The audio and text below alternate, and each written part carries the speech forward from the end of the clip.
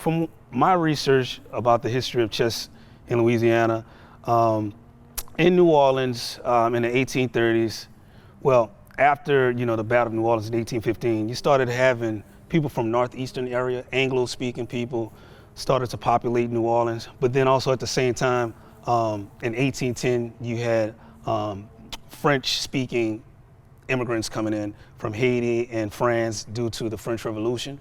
In 1810, you had 10,000 Haitian refugees that doubled the city's population. And if you know about France in the late 1700s and the early 1800s, they were considered the chess mecca. They were the capital, of chess players. Café de la Régence was considered, the center of chess thought.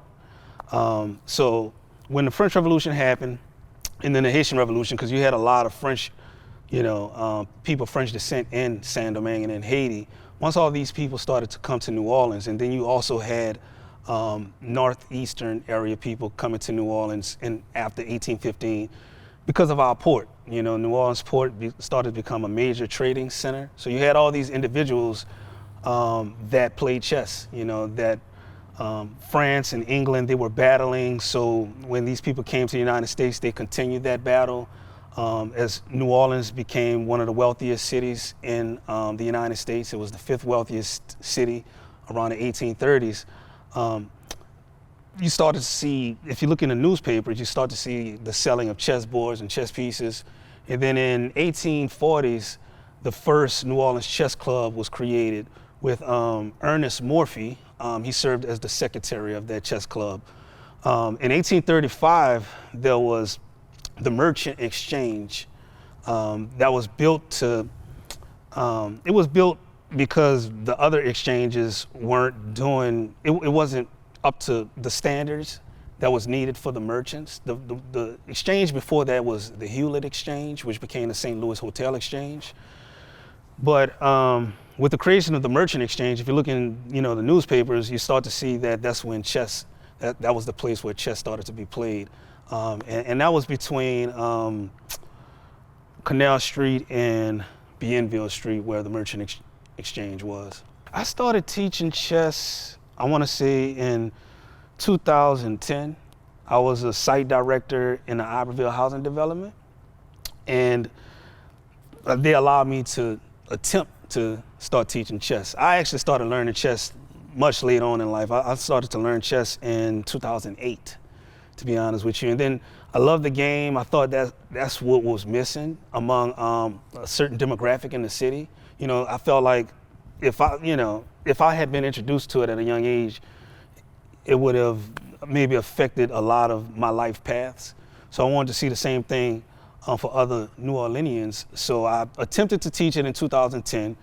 And then in 2014, I had the opportunity to be a chess teacher in a school at Celerity full-time. And that's where I really, gained my experience. I had to create a curriculum. I was working with youth from 1st to 5th grade. I was seeing them every day. And I got better at teaching. And I actually saw major results at Celerity, which was in Gretna at the time. Then following that, I created, the year before that, I created Strategic Thoughts, but I didn't implement, I really didn't do anything with Strategic Thoughts until once I gained that experience teaching in the school. After that, I had a contract with NARD. I worked for NARD at one time. Once I stopped working for NARD, I established a contract with them where I put chess in centers all throughout the city. So they had a center uptown at Lions Center. They had a center on the downtown side in Gentilly at Milne. And I also put a program at the time in Cutoff, but then I wound up doing it in Berman. And all these three, I put it in a bunch of other different places too, in New Orleans East at Joe Brown. But Milne, especially Lions Center, which is, uptown in that area, I've noticed, that seems to be the center of chess culture, at least among the youth.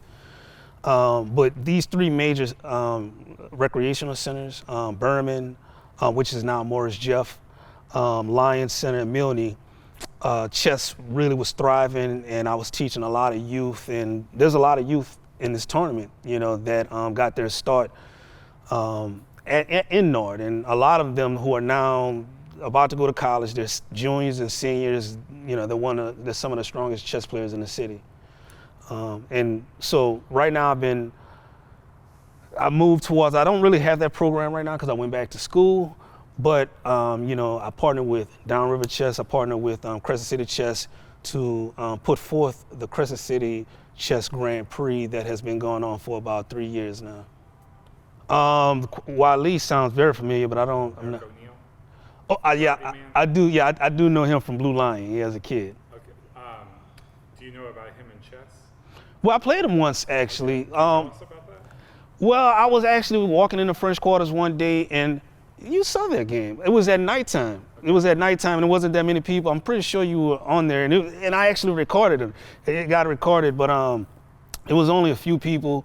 I don't know if it was even one of y'all regular chess nights, but I just happened to be walking in the French quarters with my cousin, and y'all were playing chess, so I sat down and I played, you know, Sensei O'Neill, and he doesn't even remember that match, you know, to be honest with you, but it was a cold night. I had my hood on, and he was, you know, he talks trash a little bit, but somebody told him that I teach kids, so he's like, oh, you know, whatever, so we wound up playing, I beat him. You know, if he plays me again, he might beat me, but that night, I beat him, so I'll be honest with you. Yeah. You know, during the springtime and during the fall time when the weather's really nice in New Orleans, I would do chess, and it's called running and chess. Excuse me. And we would meet up at Audubon, I say around 9 in the morning. We would run around just one time, which is 1.8 miles. And then we would, at the end of that, we, you know, get a few games in for another hour. And it just was a way of, you know, when the kids that I like to teach, I try to preach to them to be the best at anything they can, you know. Although, you know, you're good at chess, I want your body to be strong as well. So try to master anything that comes your way, but I want you to be mentally strong, but I want you to be physically strong. So that's why, you know, I had created that program. You know, well, I definitely give a shout out to Mike Tisserin, because I didn't know about the chess community in New Orleans. I am a New Orleanian, but you know, oftentimes, and I don't think it's like that anymore. I think y'all, you know, Downriver Chess has done a really good job of not making the chess circle so insular, because it was. I didn't know about it much, and I didn't know that there was scholastic, you know, meetups and things like that. And then one year he reached out to almost all the chess coaches, and you know, he reached out to all the chess coaches. So I got an opportunity to get connected with that. So I definitely have to give him a shout out. I think he's an important person in New Orleans in modern time, at least since I've been around since 2010. I think he was an important person. He brought Chess Fest. You know, I do Chess Fest with the Historic New Orleans Collection. It is, you know, we've now had it 2 years. We're gonna do it, our third year is November 2nd, but I'm not the originator of that. The originator of that is Mike Tisserin, Coach Mike Tisserin. He used to be the coach of Lusher. He used to be the coach of Willow. And one of the things he used to do, he used to bring grandmasters. They would come down and they would give a clinic after Chess Fest. And he did that about 3 or 4 times, and that was always, you know, a positive thing. Miss Jean, the late Miss Jean, she was part of Cajun Chess. She's the one that used to organize all the chess tournaments when I first started. Of course, Nick, you know, me and Nick have been partners for a very long time. He's, you know, an important part of, you know, New Orleans chess culture today and history. And then you all at Downriver Chess, y'all been doing a fantastic job of promoting the game of chess and growing it. The biggest obstacle of kids playing chess, I think, even though I think Downriver, y'all, you know, we're doing an excellent job of getting it out to the community, you know, I think, you know, there are adults that's hearing it a lot. I would like to see chess in schools. You know, there's chess in schools, CIS, that's what it's called. That's like an official thing. Chess in schools in the northeastern area of the United States and also in California. And like I said, I was a teacher in Gretna, where they had 4 schools at the time. It was a charter school. They don't do that anymore. And I really think, do I think it'll be the magic trick to solve whatever issues that there might still be remaining in New Orleans? I don't know, but I think it doesn't hurt to try. And I really do believe that it would be you know, the magic trick. You know, teaching kids. I'm talking about when they're 5 and 6 years old. You know, during that developmental years. You know, chess is like a language. You know, if you teach people a language, any language in those first critical years, it becomes so natural for them later on in life, you know. And there's, you know, studies that say kids that learn chess, you know, at a certain very young age, they're almost guaranteed to become masters. It's hard to become a master if you learn it later on in life. Is it impossible? No. But if you teach them at a very young age, I think it's like language and strategy and thinking like that becomes automatic, you know. It's something that people who are older who learn the game would never truly understand, you know. Yeah.